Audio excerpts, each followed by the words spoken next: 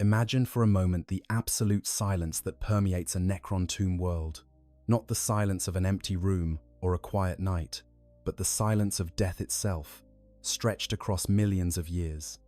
The silence of a civilization that chose to sleep through the ages, waiting for a time when the galaxy might be theirs once more. These tomb worlds drift through the void, their surfaces scarred by impacts and erosion, their depths filled with the sleeping forms of an ancient race that once challenged the gods themselves. Within these tombs, stasis fields hold the Necrons in a state between death and life, neither truly one nor the other, preserved by technology so advanced that it makes the greatest achievements of other races look like children's toys. But within one such tomb, buried deep beneath layers of living metal and ancient stone, something waits that should not be there, something that the Necrons did not place in their sanctuary, something that carries the eagle of terror and the authority of the master of mankind himself. The tomb world, designated by imperial cartographers as Solemnace 9, hangs in the outer reaches of the Segmentum Obscurus, a dead world circling a dying star. Its surface is a wasteland of silver sand and geometric structures that rise like the bones of some impossibly vast machine. For 60 million years, this world has slumbered, its inhabitants locked in the great sleep that was meant to carry them past the age when the galaxy burned with war, and younger races fought over the cooling embers of their conquered territories. The Necrons who sleep here were once flesh and blood, once a proud people called the Necrontyr, who suffered beneath the deadly radiation of their homestar. Their lives were short and filled with pain, their civilization driven by a desperate hunger to escape the curse of their mortality. When the star gods called Kartan offered them immortality in bodies of living metal, they accepted without understanding the true price. They became the Necrons, immortal but soulless, powerful but empty, warriors without end, but also without purpose, beyond the commands of their masters. The tomb world's architecture reflects the civilization that created it. Every angle is precise, every surface smooth and unmarred by the passage of time. The Necrons built to last, creating structures that would endure when stars grew cold and galaxies collided. The tombs themselves are marvels of engineering that make imperial technology look crude by comparison. Stasis fields preserve the sleeping warriors in perfect condition, their bodies of necrodermis, neither aging nor degrading, waiting for the signal that will call them back to wakefulness. Deep within this tomb, in a chamber that was meant to house a cohort of immortals, something else occupies the space. It towers over where the Necron warriors would have stood, a massive sarcophagus of gold and crimson, etched with eagles and lightning bolts, bearing inscriptions in a language that predates even the age of strife. This is a Contemptor Achilles pattern, Dreadnought, and within its armored shell sleeps not a space marine, but something far rarer and far more precious to the Imperium of man. A Custodian, one of the Emperor's own guardians, the Adeptus Custodes, the 10,000, who stand watch over the throne world and protect the master of mankind with their very lives. The question that hangs in the still air of the tomb is simple, yet its implications are staggering. How did this guardian of terror come to rest in a Necron tomb world? How did a warrior created to protect humanity's god emperor end up sleeping alongside the soulless machines of an empire that predates human civilization by millions of years? To understand this impossible scenario, we must first understand what the Adeptus Custodes truly are, and why finding one of them in such a state is perhaps the most valuable and dangerous discovery a Necron dynasty could make. The Golden Guardians of Terror. The Adeptus Custodes are not simply elite soldiers, though they are certainly that. They are not merely bodyguards, though they have guarded the most important being in human history for over 10,000 years. They are something altogether more significant, more fundamental to the Imperium than any other military force, including the vaunted Space Marines, who conquer worlds in the Emperor's name. Each Custodian is a work of art, a masterpiece of genetic engineering and alchemical manipulation that makes the creation of a Space Marine look almost crude by comparison. Where the Astartes are mass-produced, created by the thousands through a relatively standardized process, each Custodian is individually crafted. The Emperor himself oversaw the development of the processes that create them, and each Guardian is unique, their genetic code hand-tailored to produce a warrior of unmatched skill and loyalty. The process begins with the selection of infants from the noble houses of Terra, children of bloodlines that have proven themselves worthy across generations. These infants are subjected to genetic manipulation that begins almost from birth, their very cells rewritten to enhance every aspect of their being. The process is neither quick nor gentle. It takes years of constant modification, of gene therapy and biological enhancement, of training that begins before the subject can even walk. By the time a custodian reaches maturity, they stand taller than even a space marine, their bodies perfectly proportioned and devastatingly efficient. Their reflexes operate at speeds that seem superhuman, even to those who know what superhuman truly means. Their strength can shatter ceramite and bend steel. Their intellect is honed to a razor's edge, capable of processing tactical information and making strategic decisions with a speed and accuracy that exceeds even the greatest military minds of the Imperium. But what truly sets the Custodians apart is not their physical capabilities. Impressive though they are, it is their purpose. Space Marines are created to conquer, to wage war across the stars, and bring worlds into the fold of the Imperium through force of arms. Custodians are created for a single, focused purpose that defines every moment of their existence. They exist to protect the Emperor, not the Imperium, not humanity as a whole, but the master of mankind himself. This singular focus makes them different from any other military force in the galaxy. A Space Marine chapter might be deployed to conquer a distant world, to fight Xenos on the far side of the galaxy, to defend an important system, or prosecute a crusade that takes them away from Terra for decades or even centuries. But the Custodians rarely leave the Imperial Palace. Their duty is to stand watch over the Emperor, to ensure that no threat reaches the Golden Throne, to guard against both external enemies and internal treachery. For 10,000 years, since the Emperor was interred upon the Golden Throne after the Horus Heresy, the Custodians have maintained their vigil.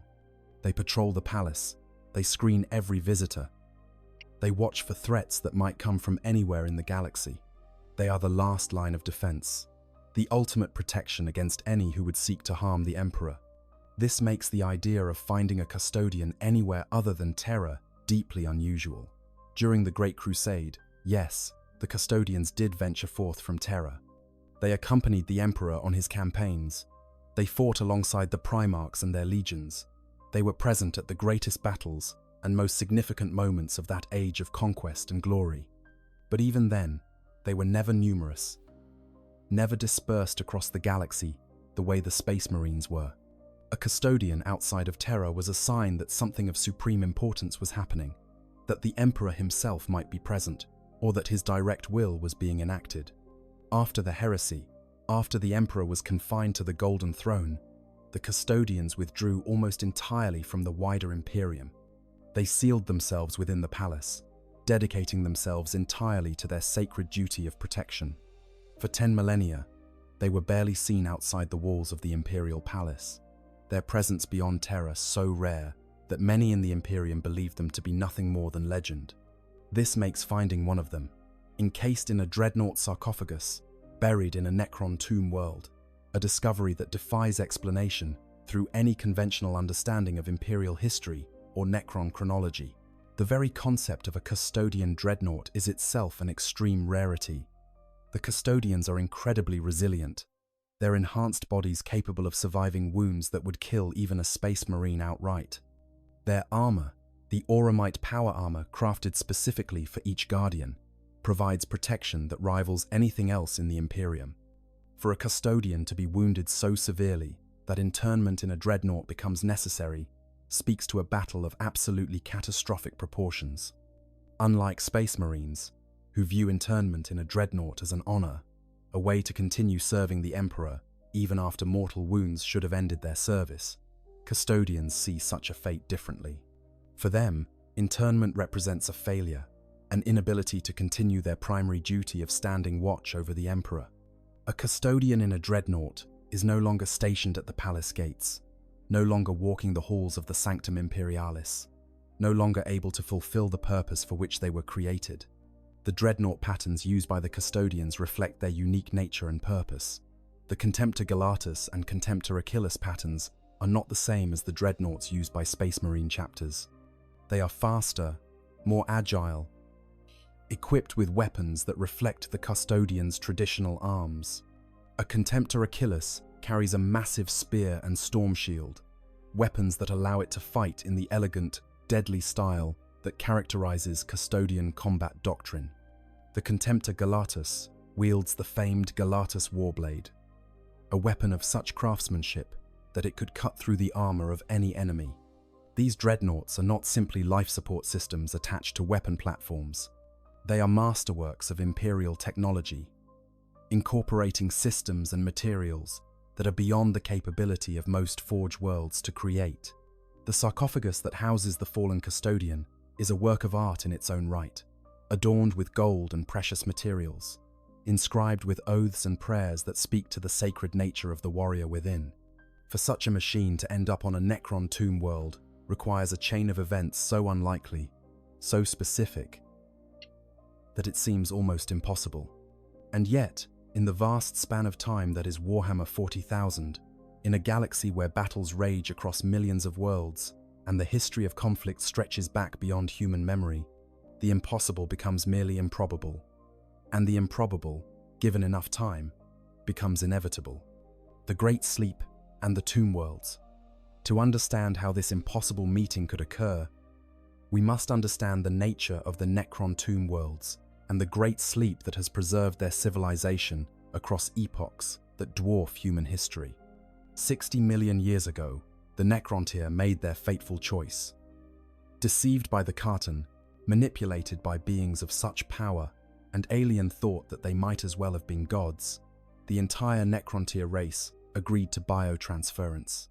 In a single, catastrophic act, trillions of Necrontyr were transformed. Their bodies of flesh and bone were destroyed, their consciousness uploaded into bodies of living metal. They became the Necrons, immortal and powerful, but also hollow and soulless. The being they became was not the being they had been. The Katan had promised them eternal life, freedom from the curse of short, painful existence that had defined their race. What they received was a parody of life, an existence without emotion, without the capacity for growth or change, without the spark of consciousness that makes life truly meaningful. They had traded their mortality for an eternity of servitude, becoming weapons in the hands of the star gods who had deceived them. But the Necrons were not content to remain slaves. Led by the Silent King, Sharek, they eventually turned on their masters. In a war that shook the galaxy, the Necrons fought the Khan themselves, shattering the star gods into shards and binding those fragments within Tesseract labyrinths. It was a victory, but a Pyrrhic one. The Necrons had freed themselves from the immediate control of the Catan, but they were still trapped in their bodies of living metal, still soulless and empty. And the galaxy was not finished with war. The Old Ones, the ancient civilization that had guided the development of younger races and shaped the galaxy according to their inscrutable plans, still opposed the Necrons. Their servant races, the Aeldari and the Krork, fought with a fury born of desperation. The galaxy burned with conflict on a scale that has never been matched since. A war between civilizations so advanced that their very battles reshaped reality. The Necrons were winning, but the cost was becoming unbearable. Their forces, though immortal and tireless, were being ground down by the sheer weight of opposition. The Old One's servant races multiplied faster than the Necrons could destroy them. And then, in the warp, something new began to stir. The psychic emanations of warfare on such a vast scale were feeding something in the Imperium, giving birth to entities that would eventually become known as the Chaos Gods. The Silent King recognized that the galaxy was becoming inhospitable to his people.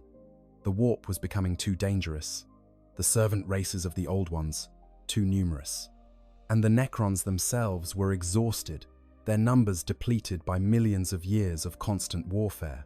Sarek made a decision that would define the next 60 million years of galactic history. the Necrons would sleep.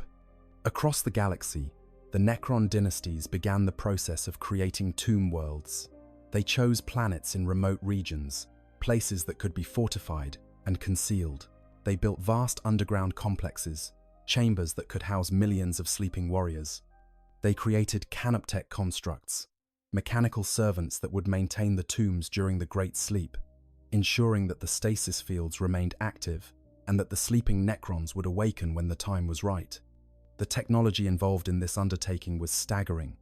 Stasis fields that could preserve the living metal bodies of the Necrons for millions of years without degradation.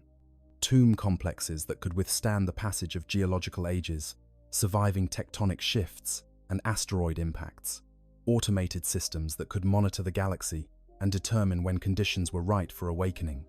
The Necrons were not simply hiding, they were waiting for the galaxy to forget them, for the servant races of the old ones to destroy themselves or decline into irrelevance. When they woke, they intended to reclaim the galaxy as their own, to rule over a realm that had been cleansed of their enemies during their long sleep. But the Great Sleep was never meant to be entirely passive. The tomb worlds were fortified with defenses that would activate automatically if disturbed, Gauss weapons arrays that could strip the atoms from any attacker, particle whips that could flay the skin from an enemy before they even knew they were under attack. And within the tombs themselves, protocols were established to determine who would wake first. The awakening was designed to be gradual and hierarchical. First, the lowest level systems would activate, assessing the tomb's status and the conditions outside. Then canoptek constructs would emerge, repairing any damage and investigating any threats. Only when the tomb was determined to be secure would the Necron warriors themselves begin to wake, starting with the lowest ranks and proceeding up the hierarchy to the nobility. This careful, measured approach was meant to ensure that the Necrons could respond appropriately to whatever they found upon awakening. If the tomb was undisturbed and the galaxy quiet, the awakening could proceed slowly, allowing time for proper assessment and planning. If the tomb was under attack, the warriors would wake in force, ready to defend their resting place against any invader. But the Great Sleep did not go as planned for many tomb worlds. 60 million years is an almost incomprehensible span of time. Stars are born and die, planets shift in their orbits, civilizations rise and fall. The galaxy that the Necrons went to sleep in is not the galaxy that exists in the 41st millennium. Many tomb worlds were destroyed, their stasis fields failing, or their planets destroyed by astronomical events. Others were damaged, their systems degrading over the eons until they could no longer properly maintain the sleeping Necrons. When these tombs awakened, they found their populations reduced, their nobility gone mad or destroyed, their warriors damaged and unreliable. Some tomb worlds were discovered by younger races who had no idea what they were disturbing. Humans, in their expansion across the galaxy, sometimes stumbled upon Necron structures without understanding what they had found. Orcs, always eager for a good fight, would assault tomb complexes for the sheer joy of battle. Aeldari, recognizing the Necron threat, would sometimes attempt to destroy tomb worlds before they could fully awaken. And in rare cases, tomb worlds became contaminated by things that should never have been there, pieces of technology from other civilizations, entities that had wandered into the tomb during the Great Sleep, objects that had been placed there deliberately or accidentally, buried alongside the sleeping Necrons by chance or design. This is where our story truly begins. Because somewhere in the depths of the tomb world designated Solemnace 9, in a chamber that should have held Necron immortals, a Custodian Dreadnought rests in its own form of sleep. And as the tomb world begins its awakening protocols, as the first canoptek scarabs emerge to assess the damage and begin repairs, they will discover something that should not be there. The impossible presence. The question of how a Custodian Dreadnought came to rest in a Necron tomb world is one that requires us to consider the vast sweep of time and the countless possibilities that arise when civilizations separated by millions of years of history intersect. The most likely scenario involves the period of the Great Crusade, that 200-year span when the Emperor of Mankind united humanity and sent his legions across the galaxy to bring lost human worlds back into the fold of a new Imperium. During this time, the Custodians did venture forth from Terra, accompanying the Emperor on his campaigns and serving as his personal guard during the most important moments of the Crusade. It is entirely possible that during the Great Crusade, Imperial forces encountered a Necron tomb world. At that time, the Necrons were still sleeping, their tomb worlds appearing as nothing more than dead Xenos structures on remote planets. The Imperium of that era, still learning about the galaxy and its dangers, might have investigated such structures without fully understanding what they were. Imagine an expedition force sent to explore a distant world. They detect unusual energy readings, structures that don't match any known Xenos architecture. A team is dispatched to investigate, and among them, by chance or design, is a Custodian.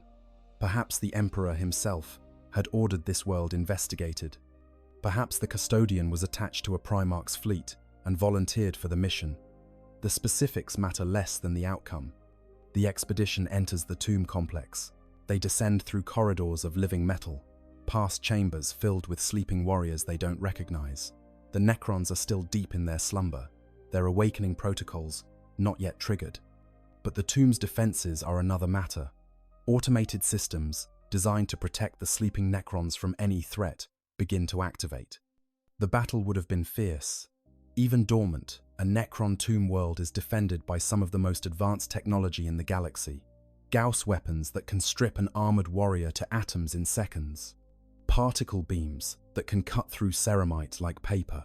Canoptech constructs that can repair themselves as quickly as they're damaged.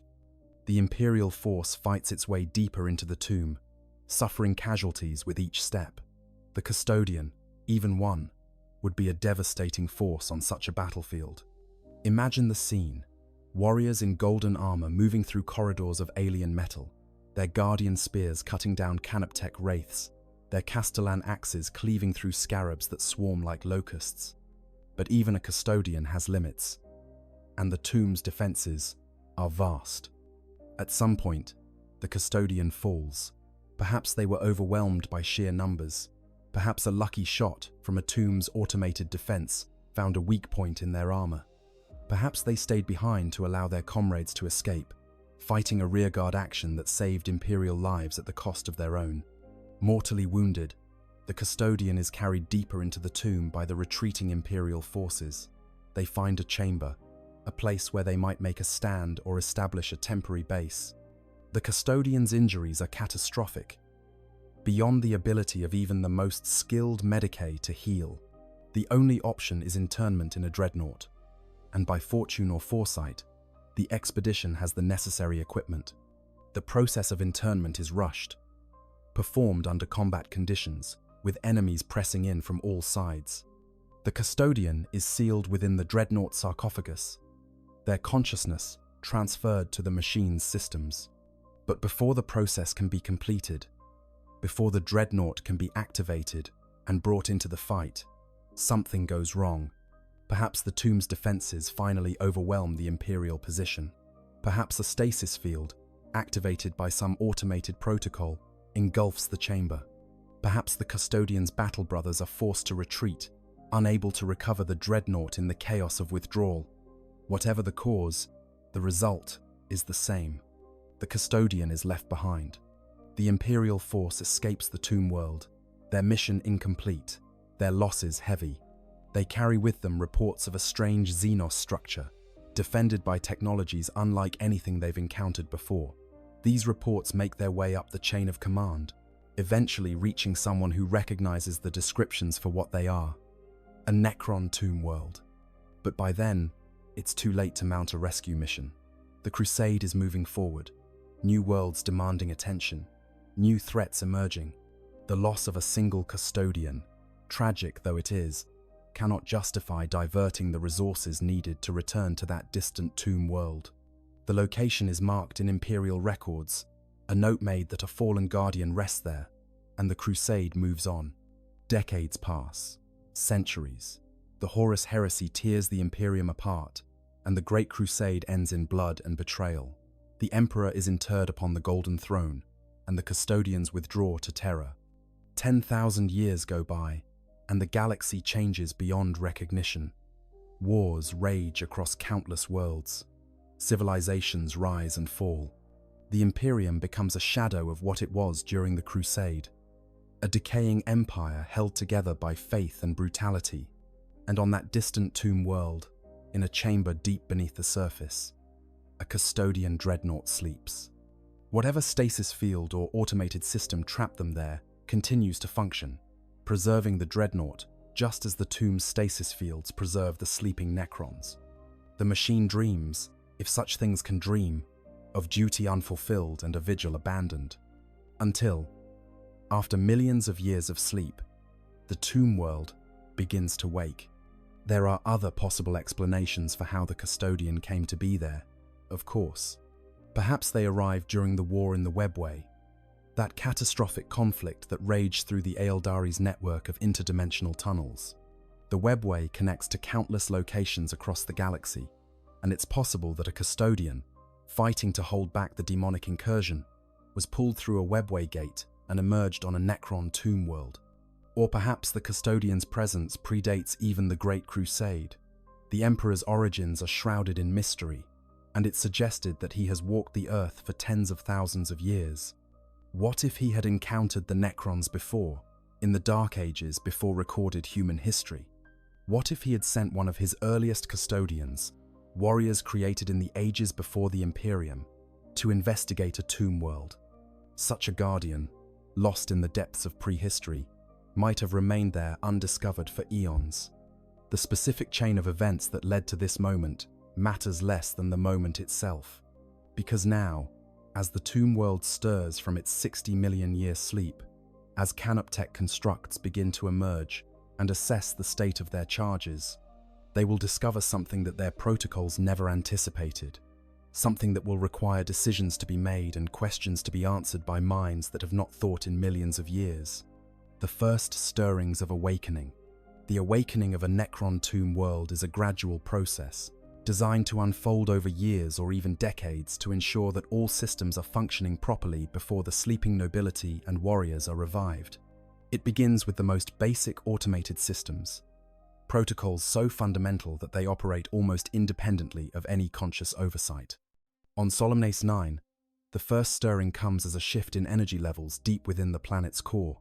Power cells that have lain dormant for 60 million years begin to charge, drawing on reserves that have remained untapped since the Great Sleep began. These power cells are marvels of Necron engineering, capable of storing energy on scales that make Imperial reactors look like primitive batteries. They feed into networks of superconducting cables that run through the tomb complex like veins through a living body. As power flows through these ancient systems, the most basic protocols activate. Environmental sensors begin taking readings, assessing the state of the tomb and the conditions on the planet's surface. Structural integrity monitors check the tomb's architecture, looking for damage or degradation that might have occurred during the long sleep. Atmospheric processors test the air in the sealed chambers, ensuring that when the Necrons wake, they will emerge into an environment that meets their specifications, sterile and precise. The Canoptech constructs are the next to wake. These mechanical servants of the Necrons are not truly alive, nor are they truly intelligent in the way that organic beings understand intelligence. They are programmed with specific tasks and the ability to adapt to changing circumstances, but they lack the spark of consciousness that would make them individuals. They exist to maintain the tomb, to repair damage, to clear away debris, and to prepare for the awakening of their masters. The scarabs emerge first, flooding out of hidden alcoves and maintenance shafts. They are small, barely larger than a human hand, their bodies constructed of the same living metal as the Necrons themselves. They move with insectile precision, crawling over every surface, scanning and analyzing. Where they find damage, they begin repairs. They're tiny manipulators working with a speed and precision that would be impossible for human hands to match. Behind the scarabs come larger constructs, Canoptech spiders, massive six-legged machines that stand as tall as a space marine, emerge from their charging stations. These constructs serve as mobile fabrication units, capable of manufacturing new scarabs or repairing damage too extensive for the smaller constructs to handle. They move through the tomb with methodical purpose, their optical sensors taking in every detail, their programming prioritizing repairs based on strategic importance. Canoptek wraiths phase in and out of reality as they patrol the tomb's perimeter, their dimensional destabilization matrices, allowing them to slip through solid matter as easily as air. These constructs serve as both scouts and warriors, capable of detecting intruders and engaging threats that might try to disturb the sleeping Necrons. Their whip coils crackle with energy, ready to flay the flesh from any organic creature foolish enough to trespass. For weeks, these constructs work tirelessly, repairing damage that has accumulated over millions of years. They seal cracks in the tomb's walls, replace corroded cables, and reset systems that have drifted out of calibration. They work in perfect coordination, guided by protocols that were established before human civilization existed, following instructions that were programmed into them by minds that understood technology at a level that the Imperium can barely comprehend.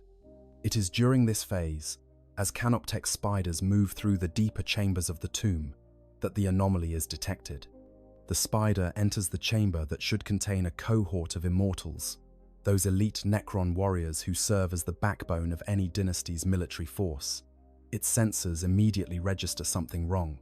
The chamber's dimensions are correct. Its power systems are functioning, but the stasis fields are empty. No immortals rest here. Instead, the chamber contains something else. The spider's optical sensors focus on the massive sarcophagus that dominates the center of the room. It is large, far larger than a Necron warrior would need, constructed of materials that the spider's database does not recognize as Necron in origin. Gold and crimson, colors that have no meaning in Necron aesthetics, symbols etched into the armor that mean nothing to the spider's pattern recognition systems. The construct circles the Dreadnought, scanning it from every angle. Its sensors detect power sources still active within the machine, life support systems that are somehow still functioning after all these years. There is something alive inside this foreign device, something that the spider's programming cannot classify or categorize. This discovery triggers a cascade of responses in the tomb's automated systems. Alert protocols activate, flagging the anomaly for investigation by higher-level constructs. Canoptek wraiths converge on the chamber, their weapons ready to destroy the intruder if it proves to be a threat. Spiders begin downloading data from the chamber's sensors, trying to determine when this object appeared and how it came to be here. But the Dreadnought does not move. It shows no hostile intent. It simply sits there, inert and silent, its systems in some form of standby mode that the Necron constructs can only partially understand. The life signs within suggest that whatever occupies the sarcophagus is still alive, but in a state of suspended animation that bears some similarity to the Necron's own stasis sleep. The Canoptek constructs face a problem that their programming was not designed to handle. They can identify the object as non-Necron. They can determine that it poses no immediate threat to the tomb's integrity, but they cannot determine what should be done with it. The protocols for dealing with intruders assume active hostility or attempt at theft. The protocols for dealing with damaged tomb systems assume Necron technology. This situation falls outside the parameters of their programming. The decision is escalated. Deep within the tomb, in chambers where the Necron nobility sleep, more advanced systems begin to activate. These are not simple automated protocols, but semi-conscious subroutines that can make limited decisions and exercise judgment within defined parameters. They review the data from the Canoptek constructs, analyze the situation, and reach a conclusion. This anomaly requires the attention of a Necron Lord, someone with actual consciousness and the ability to make decisions outside the bounds of mere programming. Someone who can assess this situation and determine the appropriate course of action. The awakening process accelerates. Power is diverted to the stasis chamber of a Necron cryptek, one of the technological masters of the dynasty who possess knowledge of both science and the arcane. If anyone can determine what this foreign object is and what should be done with it, it would be a cryptek.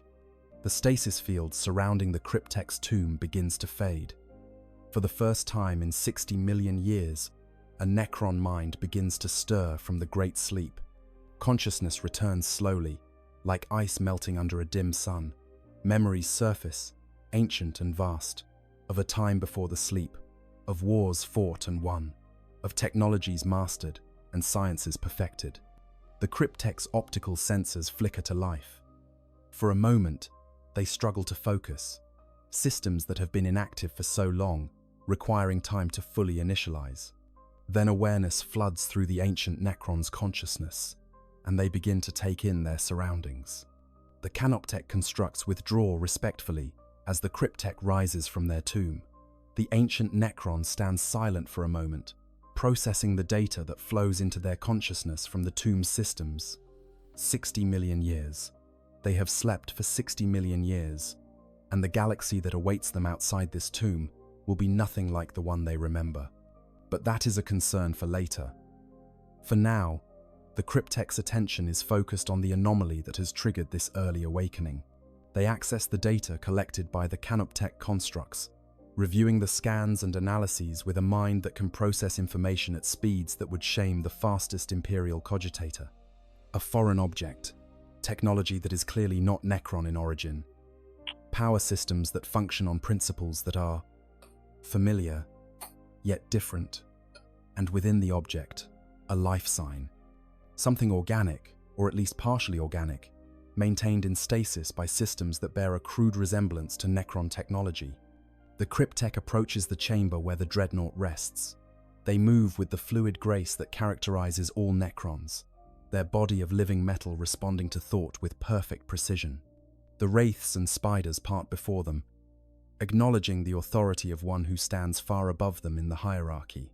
The cryptech enters the chamber and sees the Dreadnought for the first time with their own optical sensors, rather than through the limited perspective of the Canoptech constructs. They circle the machine slowly, taking in every detail, their consciousness processing information at a rate that would be impossible for an organic mind. The design is crude, yet effective. The materials are primitive, but skillfully worked. The power systems are inefficient, but remarkably robust. And the life support systems within the sarcophagus show a level of sophistication that speaks to a civilization that has at least some understanding of biological preservation. The cryptech accesses their knowledge banks, searching for any reference to this type of technology. The memories are vast, spanning millions of years, but they are also incomplete.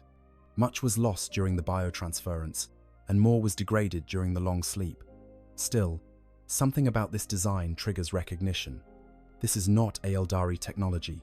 The aesthetic is wrong, and the Aeldari would never build something so inelegant. This is not Krork construction, lacking the brutal functionality that characterized that vanished race. This is something else, something that the cryptech's memories do not readily identify. But there are clues.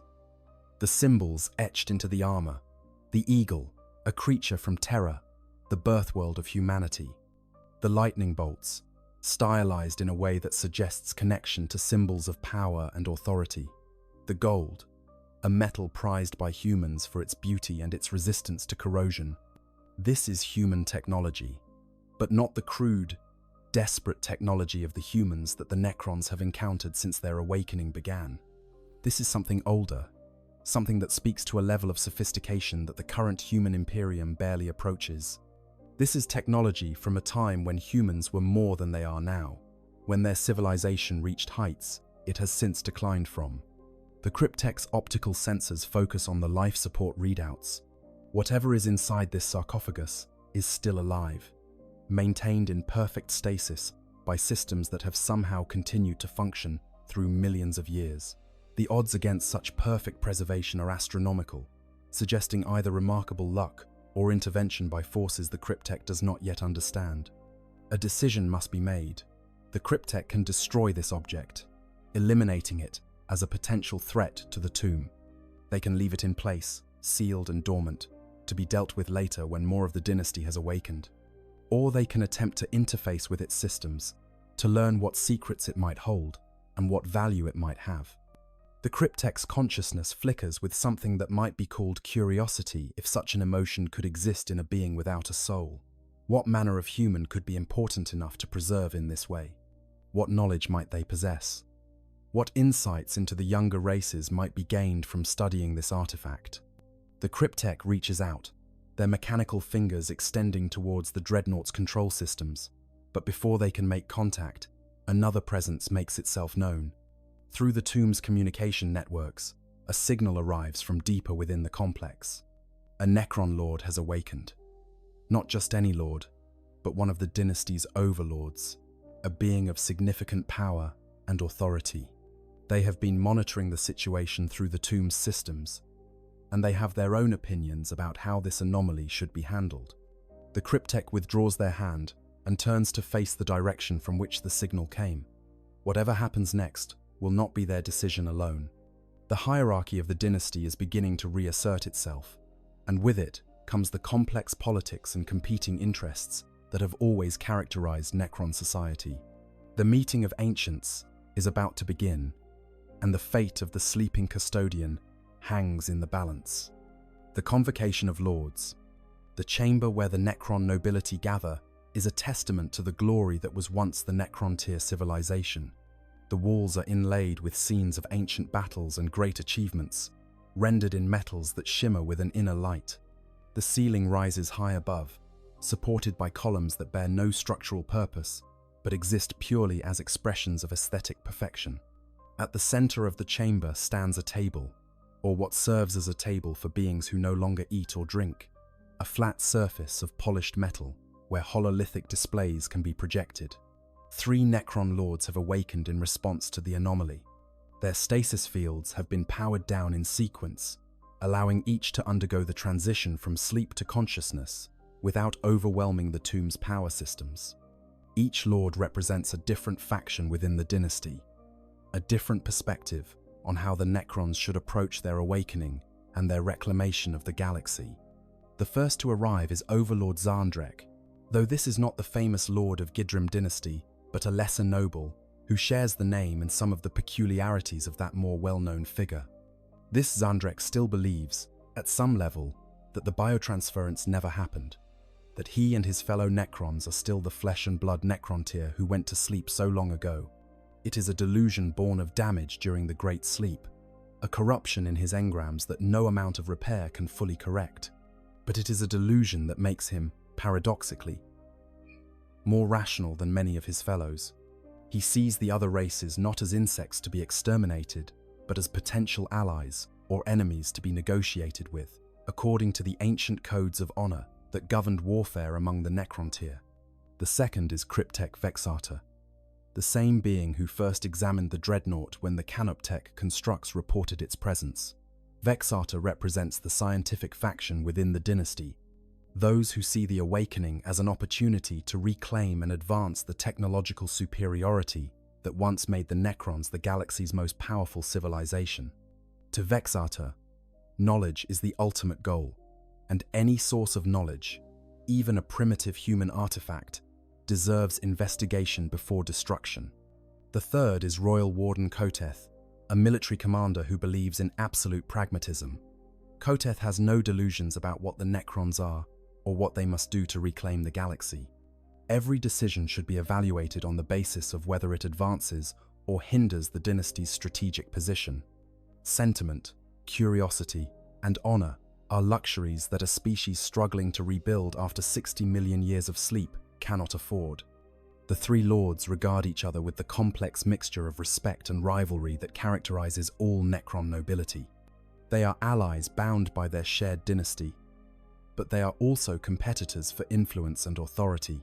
Each knows that the decisions made in these early days of awakening will set precedents that could define the dynasty's future for millennia to come. Overlord Zandrek speaks first, his vocalizer producing sounds that approximate the language the Necron-tier once spoke, though no air passes through his mechanical form to carry the words. Brothers, we face a most unusual situation. A warrior of another race has been found within our tomb, preserved in what appears to be their equivalent of our stasis technology. The question before us is simple. What shall we do with this unexpected guest? Royal Warden Koteth's response is immediate and dismissive. There is no question. It is a contamination, a foreign presence in our sacred tomb. It should be destroyed, and its remains scattered across the planet's surface as a warning to any who might think to disturb our rest. Cryptek Vexator raises one mechanical hand in a gesture of disagreement. Such haste is unbecoming of beings who have waited 60 million years to reclaim our rightful place. This object represents an opportunity for knowledge. The technology it incorporates, while primitive, shows a level of sophistication uncommon among the younger races. The being within may possess information that would be valuable to our efforts. Zandrek nods slowly, his optical sensors dimming and brightening in a pattern that once signified thoughtfulness in Necron-tier body language. I am inclined to agree with the Honorable Cryptek. In my days commanding armies, I learned that understanding one's enemies is as important as destroying them. This warrior was preserved for a reason. Someone thought them valuable enough to maintain in this state for. How long has it been in their reckoning? Vexator projects a hololithic display above the table, showing the Dreadnought from multiple angles, along with data readouts. The technology suggests a date of manufacture consistent with what the younger races call the Great Crusade, a period approximately 10 to 11,000 years ago in their chronology. If the being within has been in stasis since that time, they would possess knowledge of the Imperium at the height of its power, before the civil war that nearly destroyed it. Koteth's optical sensors flare with something that might be recognition. 10,000 years. A considerable span for such short-lived creatures. And you say this was from their period of greatest strength. Then this warrior would have knowledge of their empire at its peak, of the strategies and technologies they employed when they were most dangerous. Precisely, Vexator confirms. The intelligence value alone justifies preservation and study, but there is more. The level of genetic enhancement suggested by the biosigns within the sarcophagus exceeds anything we have encountered among current human forces. This is not one of their common soldiers. This is something far more significant. Zandrek leans forward, his interest clearly piqued. Describe this enhancement. How does it compare to the warriors they call Space Marines? Vexator manipulates the hololithic display, bringing up comparative data. The biosigns suggest enhancement beyond even those super soldiers. The genetic markers indicate a level of individual craftsmanship rather than mass production. Each cell appears to have been specifically tailored rather than modified, according to a general template. This suggests a being created by their highest tier of bioartisans, perhaps even by the human leader they call the Emperor. The name hangs in the air between them, carrying weight even to beings who have no stake in human mythology. The Emperor of Mankind is a name that has reached even the awakening Necrons, carried in the data gleaned from captured Imperial soldiers and intercepted communications. A being of immense power, perhaps even a rival to the ancient Khatan, in terms of the influence he wields over his species.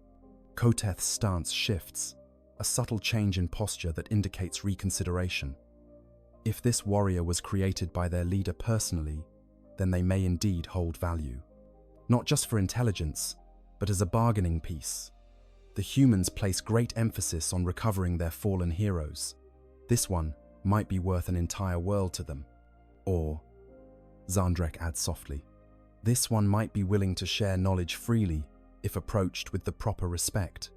The codes of honor I remember from before our transformation held that warriors captured in battle could negotiate terms of release. If this human still lives by such codes, we might gain their cooperation without the need for threats or coercion. Vexator emits a sound that approximates skepticism. You speak of honor and negotiation, Overlord, but this being is not a prisoner of war captured in recent battle. They have been here for millions of years in our reckoning, sealed away and forgotten. They may not even be aware of where they are or how much time has passed. All the more reason to approach this carefully, Zandrek insists.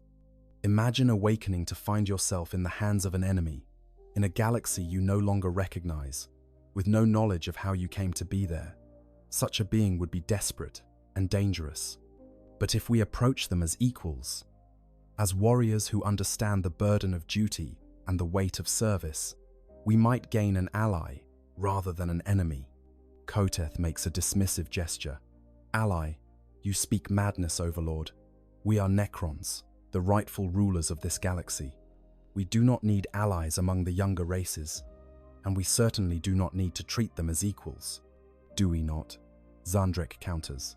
We are awakening to a galaxy that has changed beyond recognition. The Aeldari, once our most dangerous enemies, are now a broken shadow of their former glory. The Krork, those savage but effective soldiers, have devolved into the barely coherent orcs, and in their place have risen new powers, these humans with their sprawling empire, the devouring tyrannids, the warp-spawned chaos that corrupts all it touches. Can we truly reclaim the galaxy through force alone, or must we be more subtle in our approach? The three lords fall silent, each processing this exchange through their mechanical minds. The question Zandrek has raised cuts to the heart of the great debate that will define the Necron awakening. How should they reclaim a galaxy that has moved on without them? Finally, Vexator speaks. I propose a compromise. We awaken this human, but we do so under controlled conditions. I will interface with their preservation systems and bring them to consciousness slowly. Monitoring their condition and their reactions, we will have forces standing ready to destroy them if they prove hostile, but we will also offer them the opportunity to communicate, to understand their situation, and perhaps to cooperate with us. Koteth considers this for a long moment before nodding. Acceptable, but I want wraiths positioned around the chamber, ready to phase in and strike if this human shows any sign of aggression. And I want a Tesseract labyrinth prepared in case we need to contain something more dangerous than a simple warrior. Agreed, Zandrek says. And I will be present when this human awakens. If we are to make first contact with a being who might remember the human empire at its height, it should be done by one who understands the protocols of such encounters. The decision made, the three lords begin to make their preparations. Canoptech constructs are dispatched to the chamber where the Dreadnought rests, bringing with them equipment that Vexator will need to interface with the human machine. Necron warriors are awakened, their Gauss flayers charged and ready, positioned in alcoves around the chamber where they can respond instantly to any threat. And in the depths of the tomb, in chambers sealed since the Great Sleep began, ancient weapons are prepared. If this human proves to be more than they appear, if awakening them releases something that threatens the tomb, the Necrons will be ready to respond with the full fury of their ancient arsenal. The stage is set for a meeting that should never have happened. A confrontation between a civilization that predates most of the galaxy's current inhabitants and a warrior from humanity's legendary past. Two beings separated by millions of years will soon face each other, and the consequences of that meeting may echo across the stars. The Cryptek's work. Cryptek Vexator approaches the task of awakening the Custodian with the methodical precision that characterizes all Necron scientific endeavors. This is not a simple matter of pressing a button or issuing a command. The Dreadnought systems are foreign, built according to principles that reflect a completely different understanding of technology and life support. To interface with them without causing damage requires careful study and meticulous preparation. The Cryptek begins by establishing a basic understanding of the Dreadnought's power systems. The machine runs on what the Imperium calls a plasma reactor, a controlled fusion reaction that provides power far more efficiently than most Imperial technology, but still crude compared to Necron power cells. Vexator notes with something approaching professional respect that the reactor has been perfectly maintained, its fuel supply somehow replenished by automated systems over the vast span of time it has been here. This suggests that the stasis field that trapped the Dreadnought was more sophisticated than it first appeared, incorporating elements that could interact with the machine's systems to ensure its continued operation. The Cryptek makes note of this, recognizing that whoever designed this stasis field possessed knowledge that rivals, at least in this specific application, Necron technology. Next, Vexator examines the life support systems within the sarcophagus. These are the most critical and the most delicate components of the entire machine. The being inside, this enhanced human warrior, exists in a state of suspended animation that maintains them at the very edge of life. Their metabolism has been slowed to nearly nothing, their cells preserved in a state that prevents degradation, but also prevents healing or regeneration. The biosigns are remarkable. Even in this dormant state, Vexata can detect the extraordinary nature of the being within. Their cardiovascular system includes redundant organs. Their skeletal structure has been reinforced at the molecular level. Their nervous system processes signals at speeds that approach the efficiency of Necron synapses. This is not a human, as Vexata understands the term. This is something that has been crafted, shaped by technologies that the current Imperium has clearly lost or can no longer replicate with the same precision. The Cryptek extends delicate sensor filaments from their fingertips, allowing them to make physical contact with the Dreadnought's control systems without risking damage. The technology is archaic by Necron standards, but it is also robust and well-designed. Each system has redundancies. Each critical component has backups. Each point of failure has been anticipated and addressed. Whoever built this machine understood that it would need to function under the worst possible conditions, and they designed it accordingly. Slowly, carefully, Vexator begins to establish a connection between their own consciousness and the Dreadnought's machine spirit. In Necron terms, the machine spirit is a crude form of artificial intelligence, a semi-autonomous control system that manages the Dreadnought's functions without requiring constant input from the operator. In Imperial terms, the machine spirit is something sacred, a manifestation of the Omnissiah's will that dwells within all blessed technology. From Vexator's perspective, the truth is somewhere in between. The machine spirit is indeed a form of artificial intelligence, but it is also more than that. It has been shaped by thousands of hours of operation, influenced by the consciousness of the warrior it serves, developed something that might be called personality through its long existence. It is not truly alive, but it is not merely mechanical either. The machine spirit resists Vexator's initial attempts at contact. It recognizes the Cryptek as foreign, not part of the Dreadnought's normal operational parameters. Defensive protocols activate, attempting to isolate critical systems from what the machine spirit perceives as a potential threat. But Vexator is patient and persistent, gradually establishing trust by demonstrating no hostile intent, by making small adjustments that improve system efficiency rather than attempting to take control. Gradually, reluctantly, the machine spirit allows deeper access. Vexator begins to understand the Dreadnought's current state and the parameters that govern its operation. The warrior within is in what the Imperials call deep sleep, a state of suspended animation that can be maintained indefinitely, but which also makes the subject vulnerable to any disruption of their life support systems. Awakening them will require a gradual process, slowly increasing metabolism and restoring normal brain function over a period of hours or even days. But there is a complication. The warrior's mind is not simply dormant, it is active, processing information at a level below conscious thought. The Dreadnought systems record these subconscious processes, and Vexator can access those records, seeing fragments of dreams and memories that have sustained the warrior through their long sleep. The Cryptek sees flashes of golden halls and marble columns, of warriors in gleaming armor standing guard over a being of impossible radiance.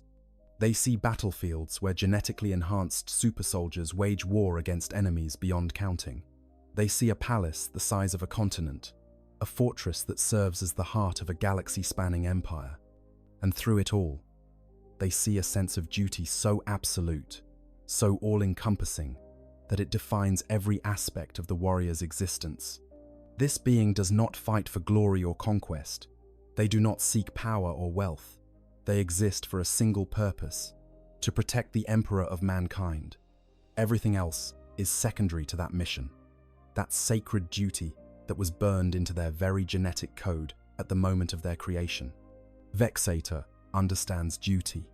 The Necrons, even in their current soulless state, retain the capacity to comprehend obligation and purpose. But the intensity of this warrior's dedication is something that gives even the ancient Cryptek pause. This is not duty, as the Necrons understand it, a logical commitment to necessary action. This is devotion that borders on the religious, a faith so complete that it transcends rational thought. The Cryptek withdraws slightly from the machine spirit's memories, processing this new understanding. When this warrior awakens, they will not be motivated by self-preservation or rational calculation. They will act according to a code of duty that has sustained them for 10,000 years or more. Trying to negotiate with such a being will require understanding that code and working within its parameters. Vexator turns to address Overlord Zandrek, who has been observing the process from a respectful distance. I have established a basic understanding of the subject's condition. They can be awakened, but it must be done carefully to avoid shocking their system.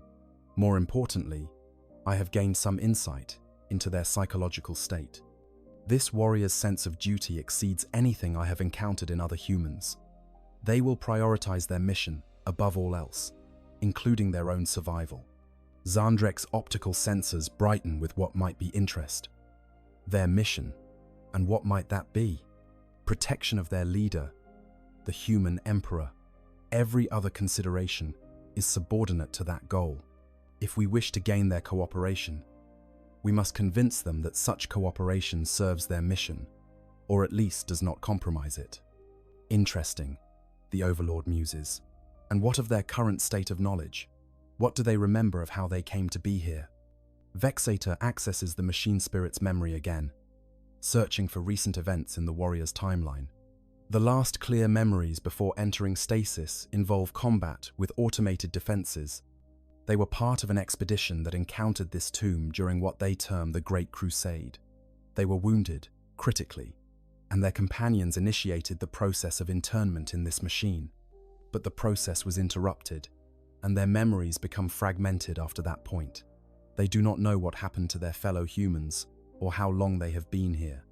So they believe it has been days or perhaps weeks since their last battle. Not millions of years. Koteth observes from his position near the chamber entrance. That knowledge will be difficult for them to process. Indeed, Vexator agrees. But it also presents an opportunity. They have no allegiance to the current Imperium, having never experienced it. Their loyalty is to the Emperor and the Imperium as it existed during the Great Crusade. If that empire has changed in ways they find troubling, they might be more open to alternative arrangements than a warrior raised in the current age would be. Zandrek steps closer to the Dreadnought, his posture suggesting contemplation. Then, our approach is clear. We wake them gently, we explain their situation honestly, and we offer them a choice. They can remain here as our guest, providing information about their era and their purpose. Or they can attempt to return to their Imperium, though they will find it much changed from what they remember. But we make clear that we will not hinder their primary duty, should they choose to pursue it. Koteth's response is immediate and sharp. You propose to simply let them leave, to return to their empire with knowledge of our tomb's location and capabilities. I propose, Zandrek corrects, to extend the courtesy one warrior offers to another. If they choose to leave, they will carry with them the knowledge that not all Necrons are mindless destroyers. They will know that some of us still remember the codes of honor that governed warfare before biotransference. That knowledge may prove valuable in future encounters between our civilizations. Or it may prove to be a fatal mistake that costs us strategic advantage, Koteth counters. But even as he voices this objection, his posture suggests resignation. The Overlord has made his decision. And while Koteth may disagree, he will not openly oppose it. Vexator returns attention to the Dreadnought, beginning the final preparations for awakening. Additional life support systems are brought online, carefully monitored to ensure they integrate smoothly with the existing equipment. Power flow is adjusted to provide the energy needed for the warrior's metabolism to begin accelerating. And throughout the tomb, Necron warriors take their positions, ready to respond if this first contact goes poorly. The process takes hours. Vexator works with the patience of a being who has waited millions of years, refusing to rush even though every system is ready and every protocol is in place. The revival of a consciousness, whether organic or mechanical, is a delicate process that cannot be hurried without risk. Finally, the moment arrives. Vexator initiates the awakening sequence, watching as the Dreadnought's systems begin to shift from standby to active mode. The reactor increases output, feeding more power to the life support systems. Chemical cocktails are injected into the warrior's bloodstream, stimulating their organs and encouraging their metabolism to resume normal function. Neural interfaces begin to transmit signals, slowly reconnecting the warrior's consciousness to the machine that has become their body. The first sign of returning awareness is subtle, a slight change in the biosigns that suggests brain activity increasing from its dormant state. Then more obvious indicators follow: increased heart rate, respiration beginning, neural activity spiking as consciousness fights its way up from the depths of stasis sleep. Within the sarcophagus, sealed away from external view, a warrior who has slept for 60 million years begins to wake. Their last conscious memory is of battle, of serving the Emperor in the conquest of the galaxy. They do not yet know that the Emperor lies enthroned and dying, that the Imperium has become a shadow of what it was, that the galaxy has changed in ways they cannot imagine. And they certainly do not know that they are waking in a Necron tomb, surrounded by beings who should be their enemies, who represent a threat to everything they have sworn to protect. The moment when that knowledge reaches their conscious mind will determine everything that follows. Whether this meeting becomes a dialogue between warriors or a battle to the death, Vexator watches the final readings, waiting for the moment when the warrior's consciousness will fully return. The Cryptech has done everything possible to ensure a smooth awakening, to minimize shock and confusion. But there are variables that cannot be controlled, factors that will depend entirely on the character and judgment of the being within that golden sarcophagus. The galaxy holds its breath, though it does not know it. In a forgotten tomb, on a distant world, something is happening that should be impossible. An ancient guardian of humanity is waking in the heart of darkness, and the consequences of that awakening will ripple outward in ways that no one, not even the Necrons with their vast knowledge and deep understanding, can fully predict. The Dreadnought's optical sensors flicker to life, glowing with a light that has not been seen in this chamber for millions of years. Behind those sensors, a mind that was crafted to protect the Emperor of mankind returns to consciousness, ready to resume a duty that was interrupted but never abandoned. The meeting of ancients is about to begin. The Guardian awakens. The first sensation is pain, though it is distant and muffled, filtered through layers of neural damping and chemical intervention. The second sensation is confusion, the disorientation of a mind struggling to reconnect with a body that is no longer entirely organic. The third sensation is awareness, returning like dawn, breaking across a dark landscape, bringing with it memory and purpose, and the crushing weight of duty unfulfilled. Within the sarcophagus of the Contemptor Achilles Dreadnought, Custodian Shield Captain Valdor Sethenos regains consciousness. The name is not the famous Valdor who commanded the Custodian Guard during the heresy, but one who bore the same honored name centuries before, during the early years of the Great Crusade. Sethenos was chosen for this expedition because of his experience with Xenos technologies and his ability to make sound tactical decisions in uncertain situations.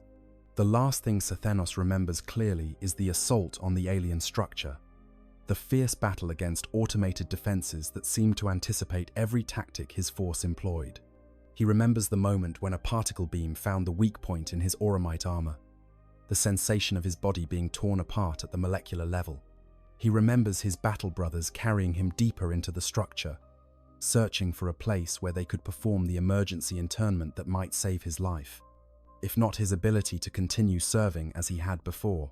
He remembers the pain of biotransference, of having what remained of his organic body installed in the Dreadnought chassis that had been brought along for exactly this contingency. He remembers the moment when his consciousness interfaced with the machine spirit, when he felt his awareness expanding to encompass systems and weapons that were now extensions of his will. And he remembers the stasis field activating, the world going dark as whatever had triggered the tomb's defenses engulfed his position. That was, how long ago? Hours, days. The Dreadnought's chronometer should tell him, but when Sethenos tries to access that data, he finds nothing. The system has been reset, or perhaps it has simply run through its maximum count and rolled over. There is no way to know how long he has been unconscious. Sethenos focuses on his immediate situation, running through diagnostic checks that are now second nature to his enhanced consciousness. The Dreadnought systems are functioning within acceptable parameters. Life support is stable. Power reserves are adequate. Weapons systems are unpowered, but ready to activate. Sensors indicate he is in an enclosed space, probably still within the alien structure where he fell. He attempts to access the Dreadnought's external sensors, trying to get a clear picture of his surroundings. What he sees makes no sense at first, his enhanced mind struggling to reconcile the data with any scenario he can imagine. He is in a chamber, that much is clear, but the chamber is not the one where he remembers being interred. The walls are different, the architecture alien, but somehow familiar. And standing before him, at a distance that suggests caution but not overt hostility, is a figure that Sethanos' tactical database identifies as a Necron. The identification triggers a cascade of alerts in his consciousness. Necrons, the Tomb Guardians, the Sleeping Empire, the species that predates humanity by millions of years and possesses technology that makes even the Emperor's greatest achievements look primitive by comparison. Sethanos has read the few fragmentary reports that exist about these beings, studied the limited intelligence that the Imperium has gathered about their tomb worlds and their awakening dynasties. But the reports said that the Necrons were still sleeping, that their tomb worlds remained dormant and would likely continue to do so for centuries or even millennia to come. Encountering an active Necron, let alone being in what appears to be a Necron tomb while conscious and aware, is something that should not be happening according to everything Sethanos knows. Unless the tomb has awakened, unless he has been unconscious long enough for the situation to change dramatically, long enough for the Necrons to wake from their ancient sleep and discover his presence in their tomb. Sethanos accesses his combat protocols, preparing to fight if necessary, but he also engages his diplomatic subroutines, the training that all custodians receive in negotiation and assessment of alien intentions. Attacking immediately might be satisfying, but it would also be foolish. He is alone, in an unknown location, facing an enemy whose capabilities he does not fully understand. Better to gather information, to assess the situation, before committing to a course of action. Through the Dreadnought speakers, Sethanos projects his voice, the machine spirit, translating his thoughts into words with the same precision it translates them into action. I am Shield Captain Valdor Sethanos of the Adeptus Custodes, servant of the Emperor of Mankind. Identify yourself and state your intentions. The Necron before him does not move in a way that suggests surprise or alarm. Its optical sensors simply brighten slightly, perhaps indicating increased attention or interest. When it responds, its voice is mechanical and precise, utterly devoid of emotion but somehow conveying a sense of measured respect. I am Cryptek Vexeter of the Solemnace dynasty. You are currently in a stasis chamber deep within our tomb world, where you have been for approximately 60 million years. The number is so absurd that Sethanos' first response is disbelief. 60 million years. The number exceeds the entire span of human civilization, exceeds the age of humanity itself as a species.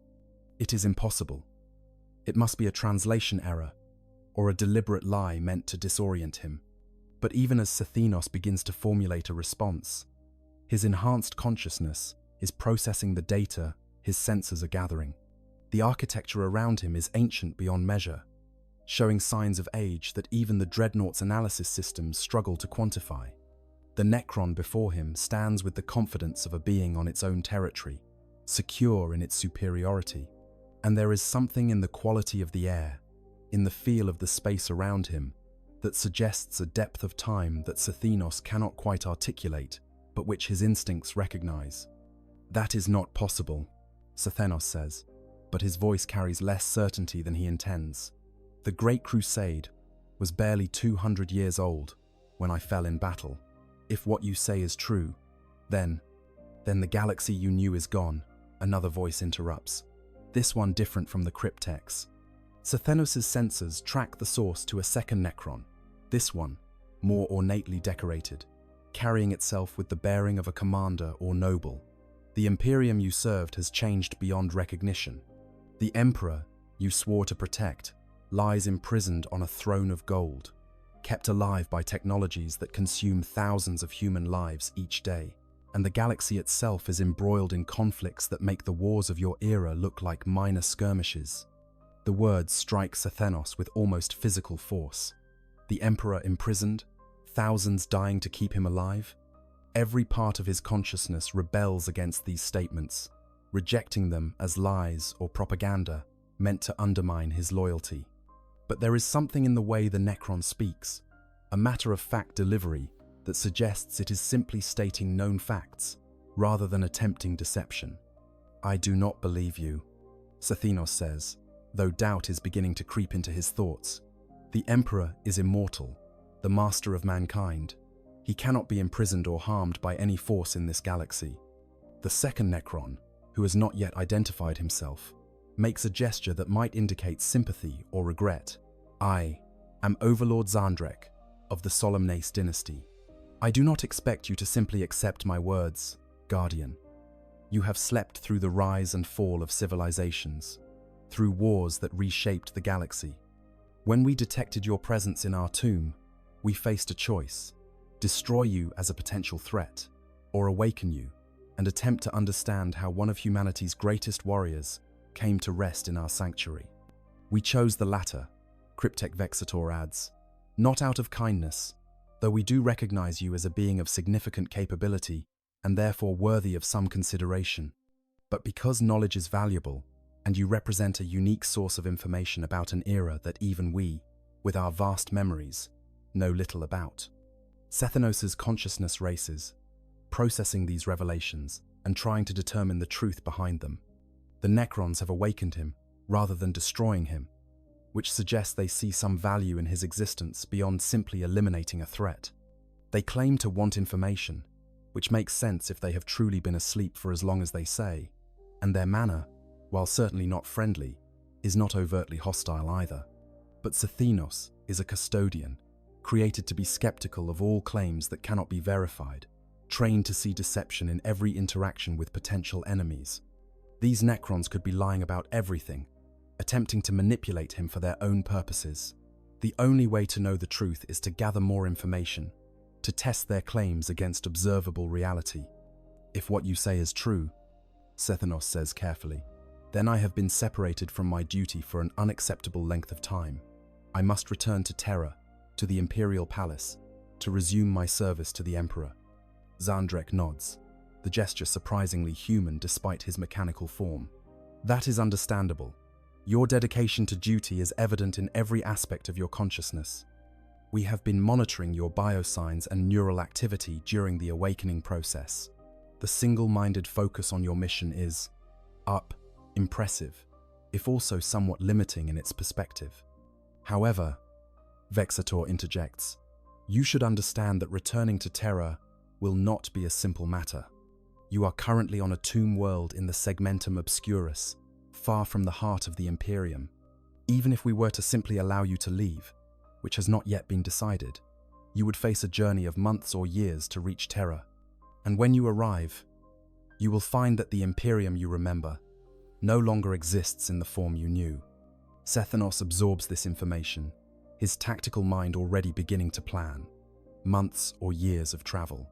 That assumes he has access to a ship capable of warp travel, which seems unlikely if he is truly isolated on a Necron tomb world. More likely, he will need to find a way to signal Imperial forces to arrange for extraction. But first, he needs to understand more about his situation and these Necrons who claim to have awakened him. "What do you want from me?" Sethenos asks directly.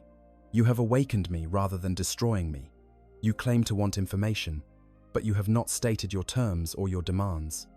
What is the price of my cooperation, and what happens if I refuse to pay it?" A third Necron steps forward, this one carrying itself with military precision that Sethenos recognizes immediately. "I am Royal Warden Koteth. What we want is simple. Information about the Imperium during the Great Crusade, about your Emperor and his capabilities, about the technologies and strategies your forces employed during that era.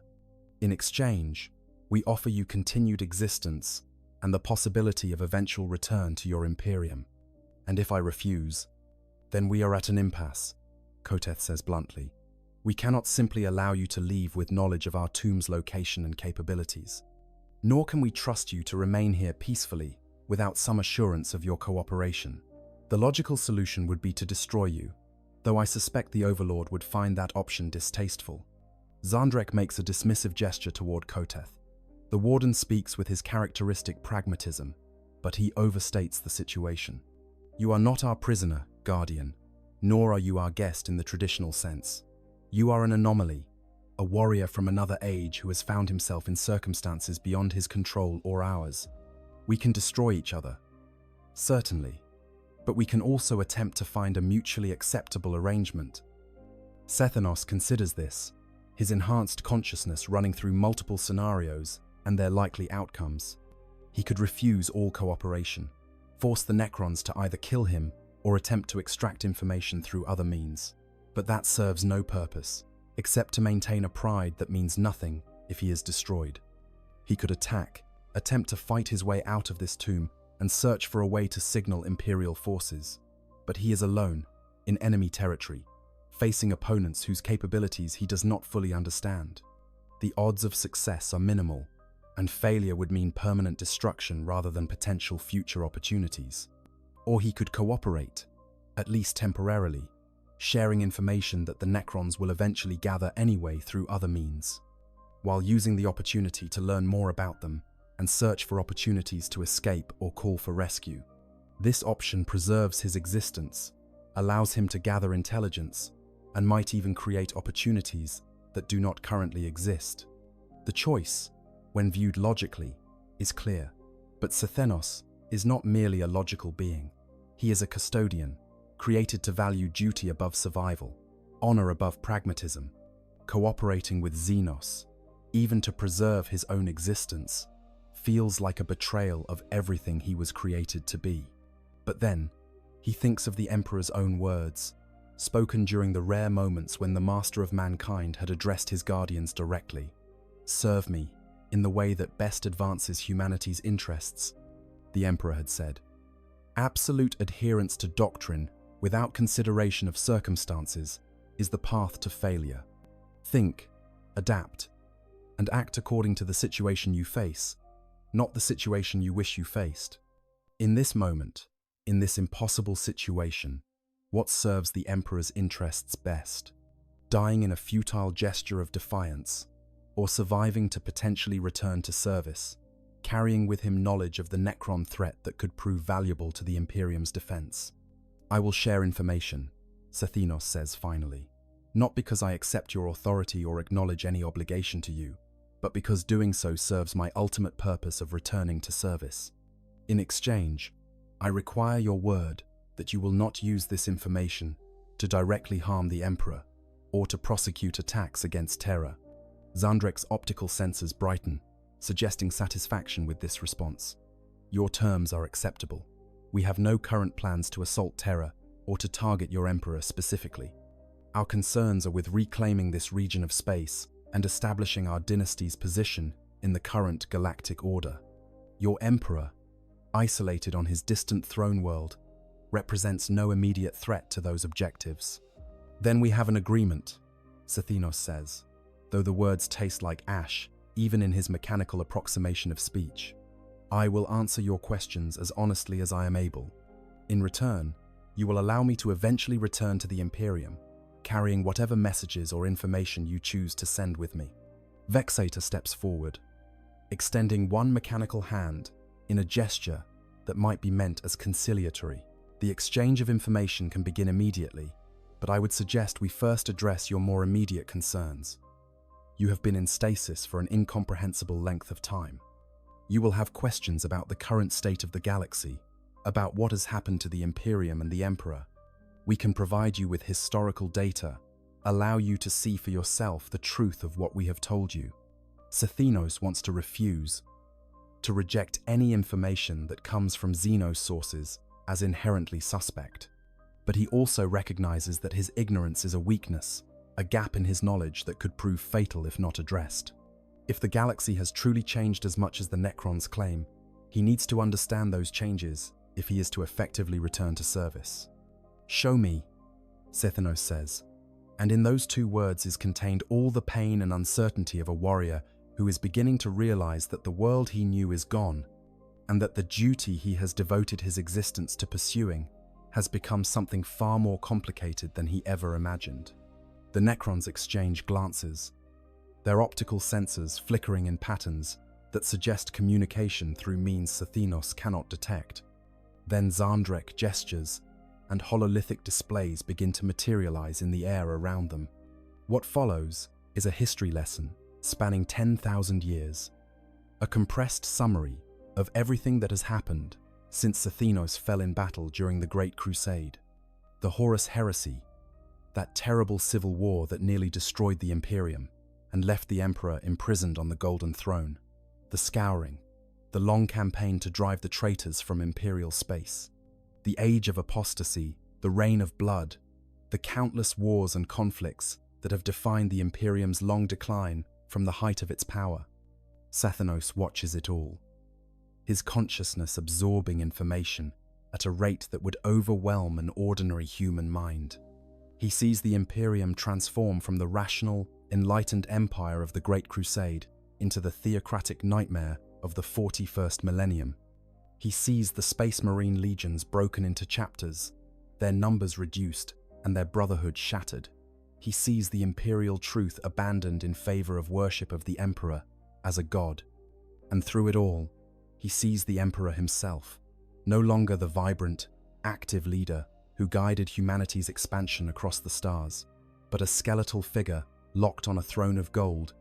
His psychic might keeping the Astronomicon burning, but his consciousness seemingly absent from the Imperium he created.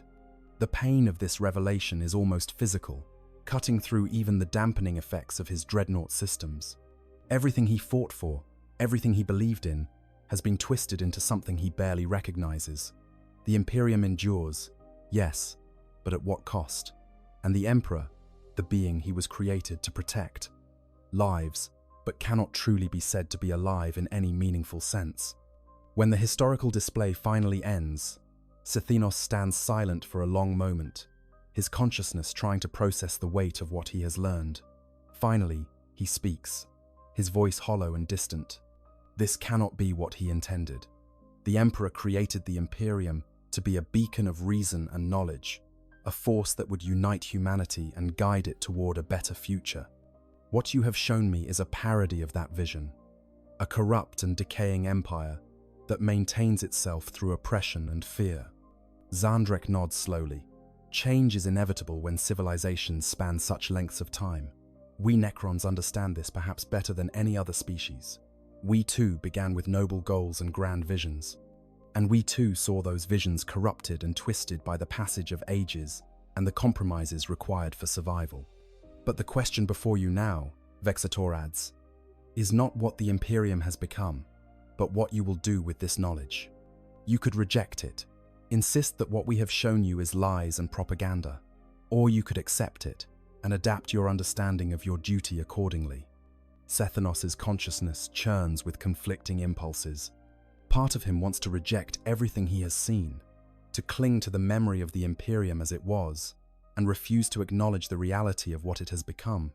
But he is a custodian, created to see truth even when that truth is painful, trained to make decisions based on facts rather than comfortable delusions. I accept what you have shown me, Sathinos says finally. The Imperium has changed, and the Emperor's condition is worse than anything I could have imagined, but my duty remains the same. I am sworn to protect the Emperor and to serve his interests. That oath does not become void simply because the circumstances have changed. Even if serving those interests means cooperating with Xenos? Koteth asks, his tone suggesting skepticism. Even then, Sathinos confirms, the Emperor himself taught us that doctrine must serve purpose, not the reverse. If cooperating with you advances my ability to eventually return to service, if it provides me with knowledge that might prove valuable to the Imperium's defense, then that cooperation is justified by the ultimate goal. Zandrek's posture shifts in a way that suggests approval. You are pragmatic for one of your kind. The reports we have gathered about human warriors of your era suggested a tendency toward inflexibility and dogmatic adherence to doctrine, but you demonstrate the capacity for adaptive thinking that marks a true strategist. Do not mistake pragmatism for disloyalty, Sthenos warns. I will cooperate with you because it serves my purposes, not because I have any sympathy for your cause or your civilization. If circumstances change, if an opportunity to escape or to strike against you arises, I will take it without hesitation.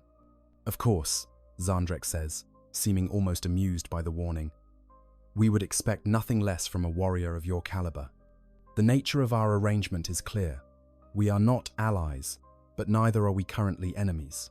We are beings with overlapping interests who have chosen temporary cooperation over immediate conflict.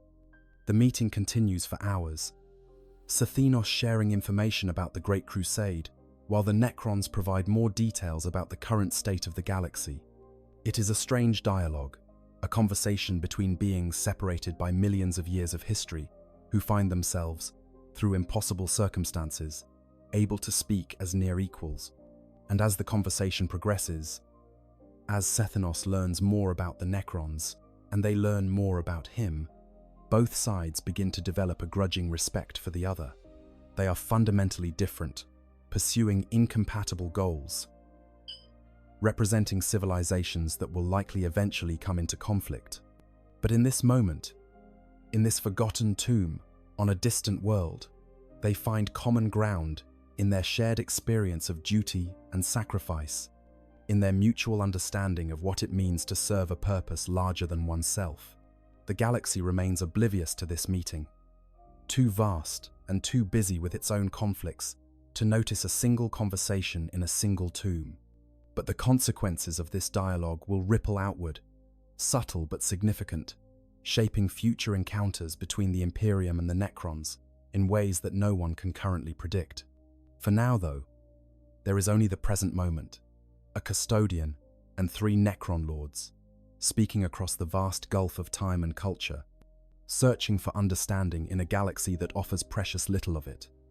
The exchange of secrets. Over the following weeks, an unusual routine develops within the tomb. Sthenos remains in the chamber where he was awakened, though the Necrons make it clear he is not a prisoner. Necron warriors stand guard at the entrances, but they are positioned more as a precaution than as jailers. Cryptek Vexator visits regularly to monitor Sthenos' condition and to conduct their exchanges of information. Overlord Zandrek appears periodically, engaging in what he seems to consider philosophical discussions about duty, honor, and the nature of service. The information Sthenos provides about the Great Crusade is detailed and comprehensive. He describes the Emperor's vision for humanity, the creation of the Primarchs and the Space Marine Legions, the technologies that made the Crusade possible. He explains the structure of the early Imperium, the rational philosophy that guided its expansion, the hope that humanity might achieve a future free from superstition and ignorance. The Necrons absorb this information with what Sthenos comes to recognize as intense interest. Vexator, in particular, seems fascinated by the descriptions of Imperial technology, asking detailed questions about plasma reactors, Geller fields, and warp drives. The Cryptek makes notes and observations, comparing Imperial methods to Necron equivalents, finding both similarities and differences that seem to intrigue them. Zandrek, meanwhile, focuses on the strategic and political aspects of Sthenos' accounts. The Overlord wants to understand how the Emperor commanded such loyalty, how he unified humanity under a single banner, how he convinced entire worlds to submit to Imperial rule without extensive military force. These questions reveal much about Zandrek's own concerns, about the challenges of rebuilding Necron civilization in a galaxy that has moved on without them. In exchange, the Necrons share their own history, or at least a version of it. Vexator describes the biotransference, the terrible choice that transformed the Necrontyr into the soulless Necrons. Zandrek speaks of the wars against the Old Ones and their servant races, of battles that spanned the galaxy and reshaped reality itself. Koteth, when he deigns to participate, provides military assessments of current galactic powers, sharing intelligence about threats and opportunities that exist in the 41st millennium. Through these exchanges, Sathinos begins to develop a more nuanced understanding of the Necrons. They are not simply mindless machines or malevolent monsters. They are beings who once had souls and chose immortality over continued suffering, not fully understanding what they were giving up. They are warriors who have served for millions of years, their sense of duty eroded by the vast span of time but not entirely destroyed. He also begins to understand the fractures within Necron society. Not all dynasties agree on how to approach the awakening. Some, like the one Sathinos has encountered, are willing to consider alternatives to simple conquest. Others, he learns, emerge from their tombs with nothing but rage and hatred for the younger races that have inherited the galaxy. The Necrons are not a unified threat, but a collection of competing dynasties, each with its own agenda and its own interpretation of what their future should be. This knowledge is valuable, potentially critical to the Imperium's ability to defend against the Necron threat. But it also complicates Sathinos' understanding of his duty. If not all Necrons are implacable enemies, if some are willing to engage in dialogue and negotiation, does that change how the Imperium should approach them? Or does it simply make them more dangerous, more capable of deception and manipulation? One conversation in particular stands out in Sathinos' memory. It occurs several weeks into his captivity, during one of Zandrek's visits. The Overlord arrives alone, without the usual escort of warriors, and settles into a posture that suggests he intends to speak at length. "I have been thinking about your situation, Guardian," Zandrek begins. "You are a being out of time, separated from the world you knew by an unimaginable span of years.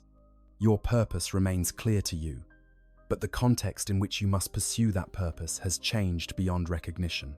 In this, we are similar." Sathinos' optical sensors focus on the Necron Lord, waiting for him to continue. "We Necrons went to sleep in a galaxy dominated by war between ancient powers," Zandrek explains. "We woke to find those powers gone, replaced by younger civilizations we barely recognize. The Aeldari, who once fought with such skill and coordination, are now broken into feuding factions. The Krork, those fearsome warriors, have devolved into the barely coherent orcs, and in their place, new powers have risen. Your Imperium, the devouring Tyranids, the forces of chaos that corrupt all they touch. We too are beings out of our time," the Overlord continues. "The galaxy we intended to reclaim no longer exists in the form we remember, and so we must adapt, must find new ways to pursue our goals in a reality that has moved on without us." "What is your point?" Sathinos asks, though he suspects he already knows. "My point is that rigid adherence to old plans in new circumstances is a path to failure. You cannot serve your Emperor in the way you did during the Great Crusade because that crusade is over, and the Imperium it created has transformed into something else. Similarly, we cannot simply reclaim the galaxy through force, because the galaxy now contains threats we were not designed to face." Zandrek leans forward slightly, his optical sensors brightening with what might be intensity. "But if beings like us, warriors who understand duty and sacrifice, can find ways to cooperate across the boundaries of species and history, perhaps we can navigate these new circumstances more effectively than those who are bound by contemporary prejudices and limited perspectives." Sathinos considers this for a long moment before responding. "You speak of cooperation between the Imperium and the Necrons, but our civilizations are fundamentally incompatible. You seek to reclaim the galaxy as your rightful inheritance. We seek to protect humanity's place within it. These goals cannot be reconciled." "Perhaps not in absolute terms," Zandrek agrees, "but in practical terms, there may be room for accommodation. The galaxy is vast, containing billions of worlds. Your Imperium cannot hold all of them, and we do not need all of them for our purposes. If we could establish boundaries, regions where our respective interests do not overlap, conflict might be avoided, or at least limited. And you think I could facilitate such an arrangement? I think you represent a unique opportunity. You are a being who has seen both the Imperium at its height and received information about its current state. You understand both what it was meant to be and what it has become. you are also one of the few humans who has engaged in extended dialogue with Necrons, who has seen us as more than simply enemies to be destroyed. Xandrek's posture shifts, becoming more formal. When you return to your Imperium, you will carry with you knowledge that could prove valuable.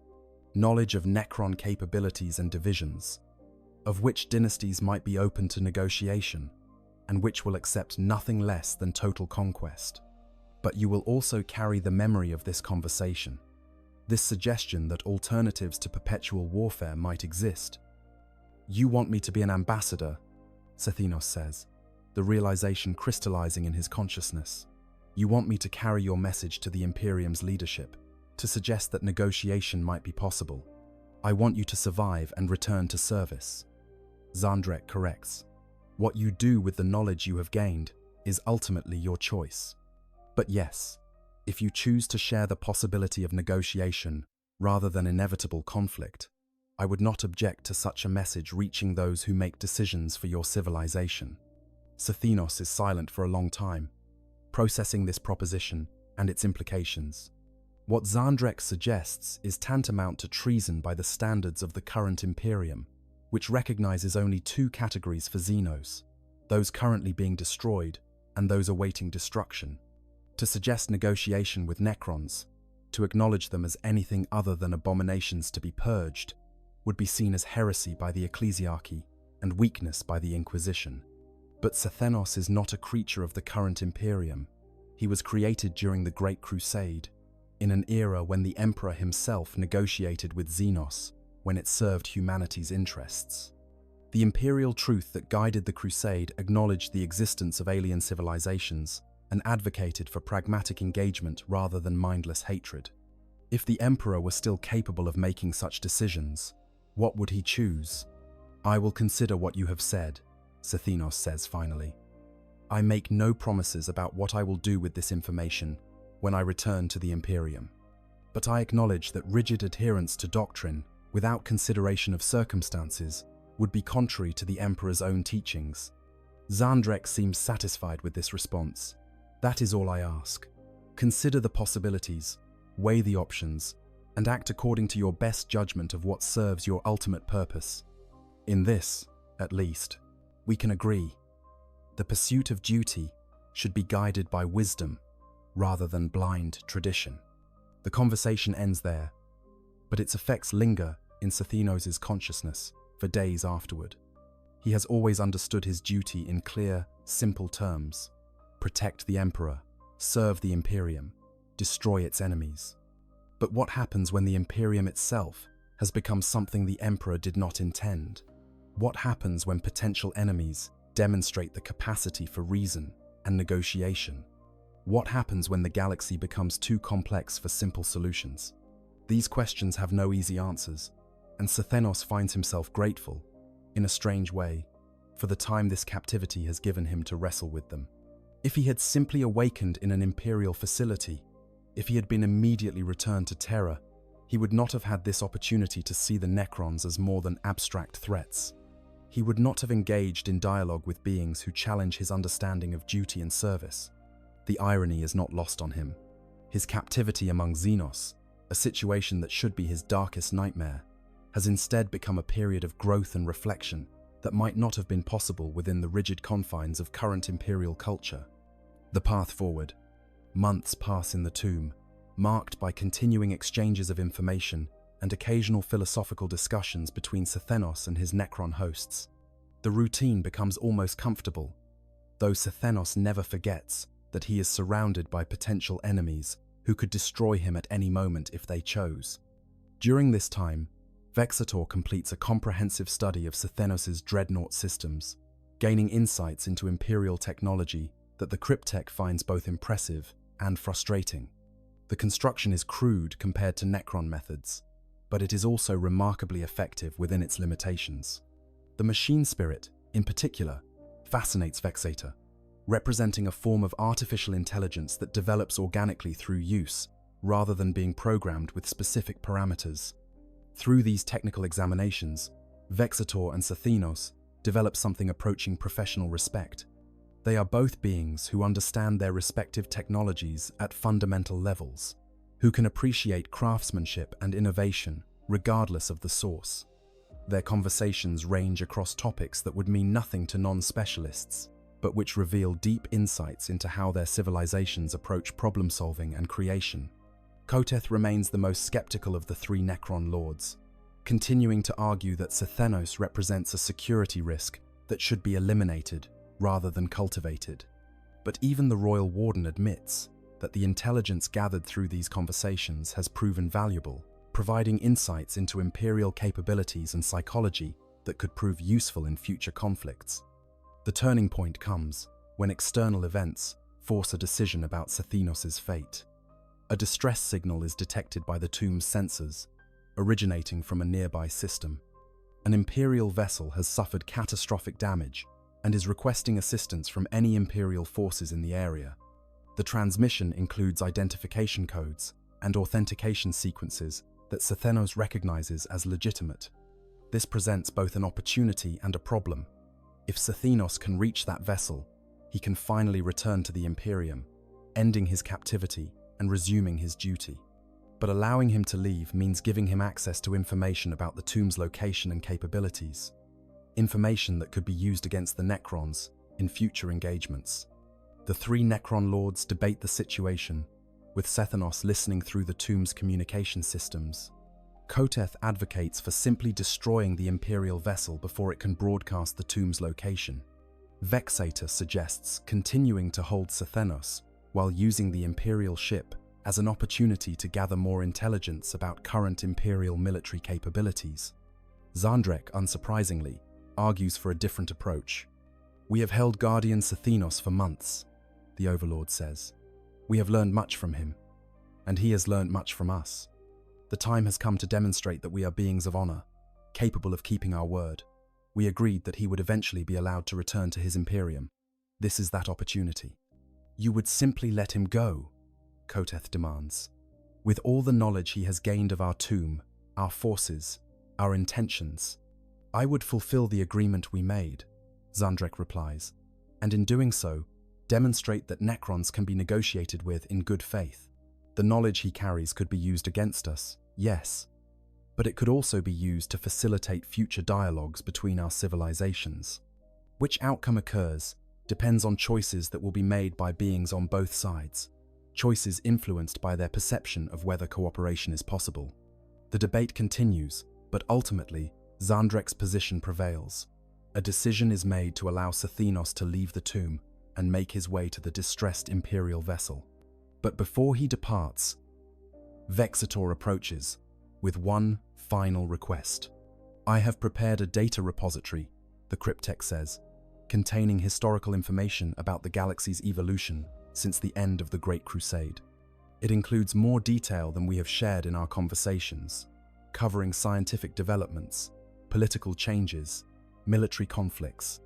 This information would allow you to better understand the Imperium you will be returning to." Sethenos' optical sensors focus on the small device Vexator is offering, about the size of a human fist, constructed of living metal and inscribed with Necron glyphs. "And in exchange for this gift, what do you require?" "Nothing," Vexator says. "Consider it a final demonstration of our willingness to engage in good faith cooperation. The information is accurate and complete to the best of our knowledge. Use it as you see fit." Sethenos accepts the device, his Dreadnought's manipulators carefully securing it in an equipment compartment. "I will study this information. Whether I share it with Imperial authorities or keep it for my own understanding remains to be determined." "As it should be," Vexator agrees. "Your judgment of what serves your duty is your own to make." The final meeting with Zandrek takes place in the same chamber where Sethenos first awoke. The Overlord stands before the massive Dreadnought, his posture suggesting a combination of respect and regret. "Our time together has been enlightening," Zandrek says. "You have shown me that the younger races are capable of sophistication and wisdom I had not expected. You have also demonstrated that beings separated by millions of years can find common ground in shared values of duty and service. And you have shown me that the Xenos are more complex than Imperial doctrine acknowledges," Sethenos replies. "Whether that knowledge will prove beneficial or dangerous remains to be seen."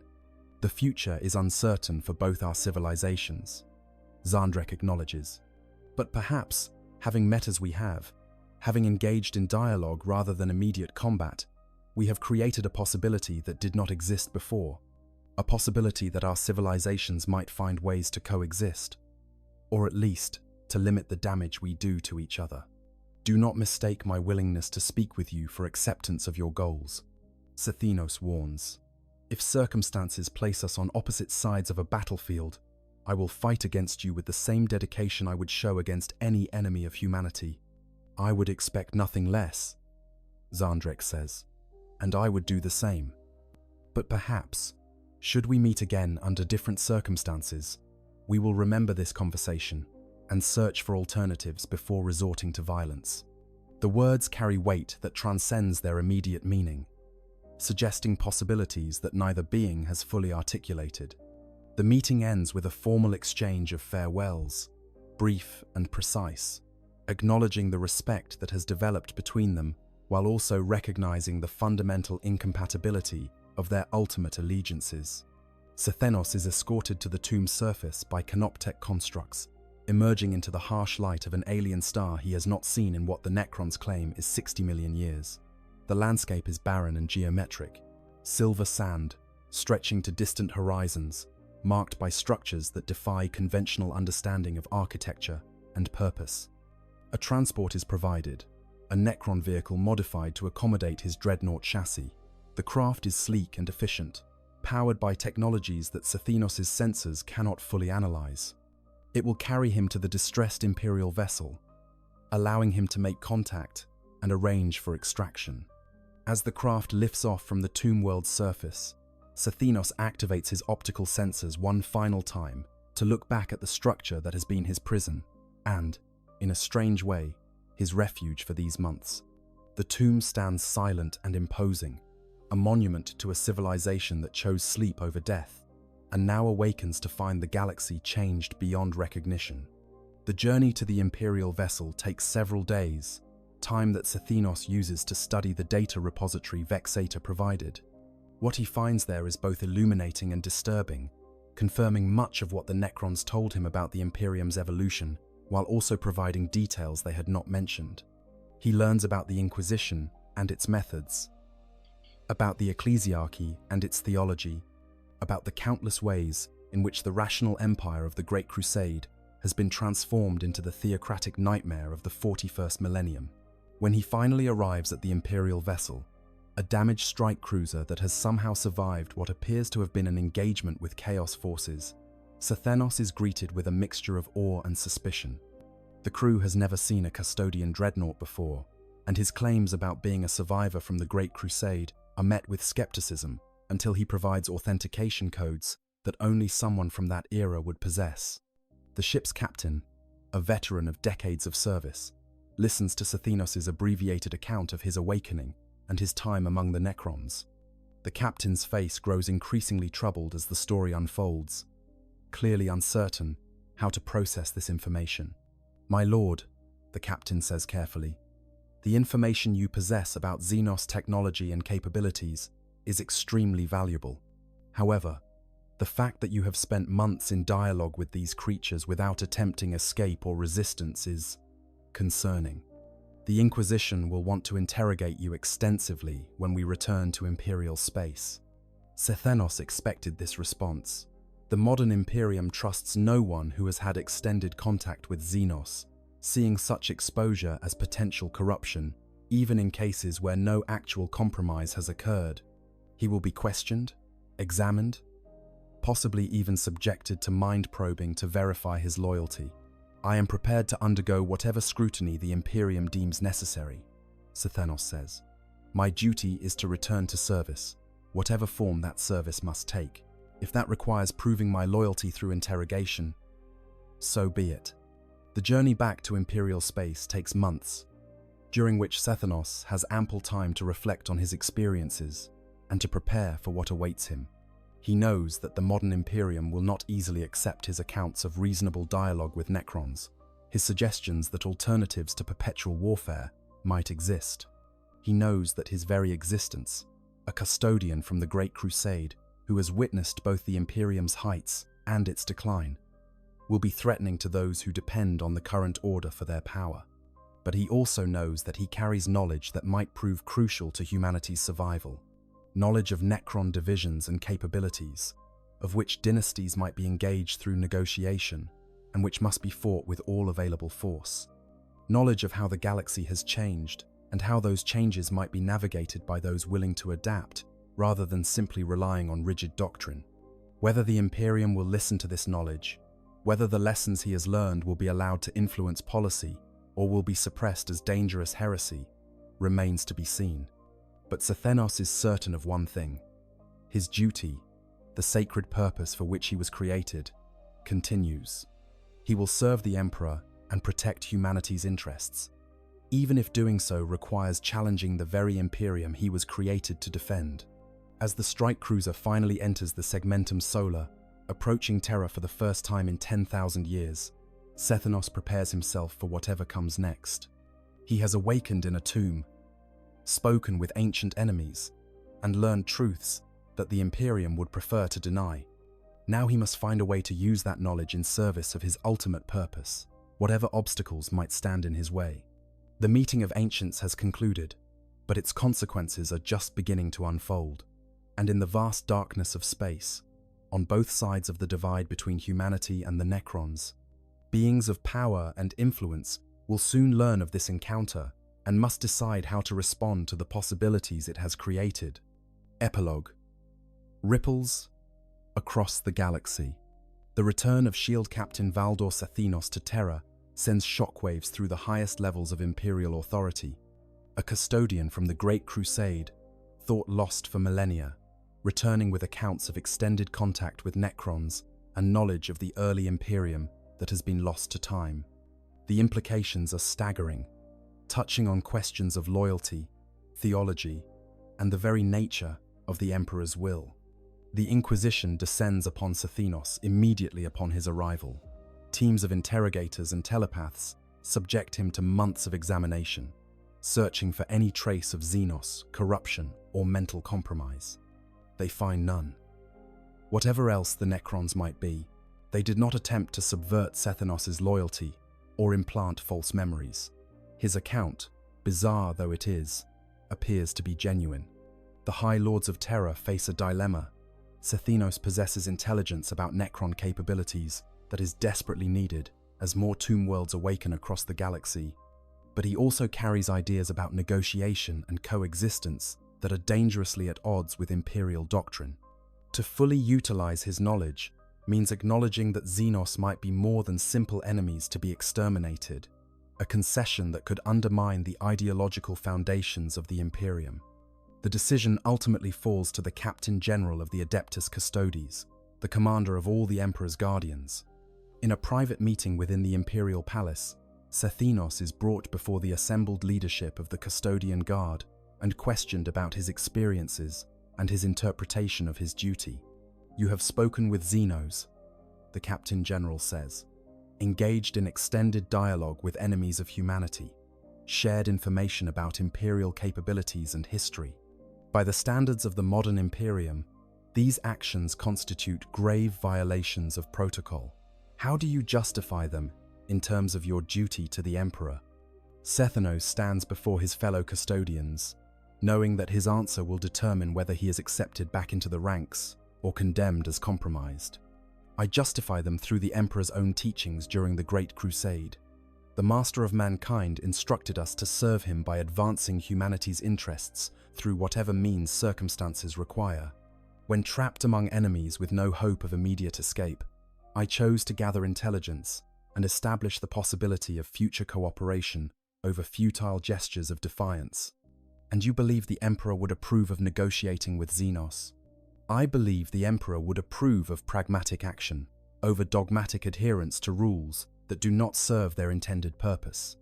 During the Great Crusade, the Emperor himself negotiated with alien civilizations when it served humanity's interests. The Imperial truth recognized that not all Xenos were equally hostile, and that blanket policies of extermination might not always be optimal. The Captain General is silent for a long moment, his ageless face unreadable. Finally, He speaks. The Emperor is no longer able to guide us directly. We must interpret his will through our understanding of his teachings and our assessment of what serves humanity best. Your account suggests that at least some Necrons are capable of rational discourse and might be engaged through means other than immediate warfare. This knowledge could prove valuable. However, the Captain General continues, it is also dangerous. The modern Imperium is built on certainties that your experiences call into question. Acknowledging that negotiation with Xenos might sometimes be preferable to combat could undermine the ideological unity that holds the Imperium together. We must therefore be selective about how we use the knowledge you have brought us. The decision is made. Cethenos is officially reinstated to active duty, his loyalty confirmed and his service during the Great Crusade acknowledged. But his accounts of Necron dialogue are classified at the highest levels, shared only with those who absolutely need to know. The broader Imperium is told simply that a lost custodian from the Great Crusade has been recovered, a minor miracle that serves to bolster faith in the Emperor's eternal protection. Cethenos returns to service, standing watch over the Imperial Palace once more, resuming the duty that was interrupted so many millions of years ago. But he is changed by his experiences, carrying with him knowledge and perspectives that set him apart from his fellow custodians. He knows things about the galaxy that they do not, has seen possibilities that they cannot imagine. And on distant tomb, worlds across the galaxy, Necron overlords hear reports of what transpired on Solemnace 9.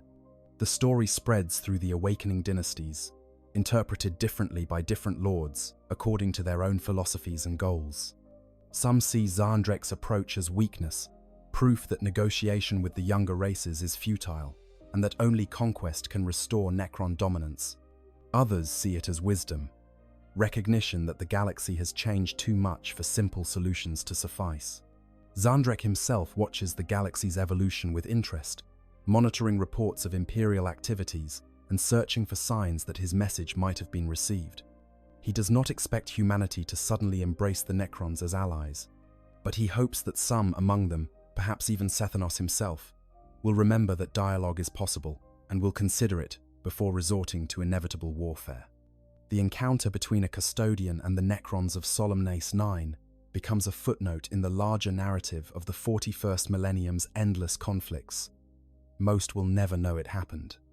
Those who do know will interpret it according to their own biases and beliefs. But for the few who truly understand what transpired, who grasp the implications of ancient enemies engaging in reasoned discourse, it represents something precious and rare in a galaxy defined by war. It represents hope. Not the naive hope that conflict can be avoided or that fundamental differences can be wished away, but the more nuanced hope that beings of intelligence and purpose can find ways to limit destruction, to search for alternatives to total war, to recognize in each other the capacity for reason, even across the vast gulf of species and history. Whether that hope will bear fruit or wither in the harsh reality of a galaxy that knows only war remains to be seen. But it exists now, planted in the minds of beings on both sides of the divide between humanity and the Necrons.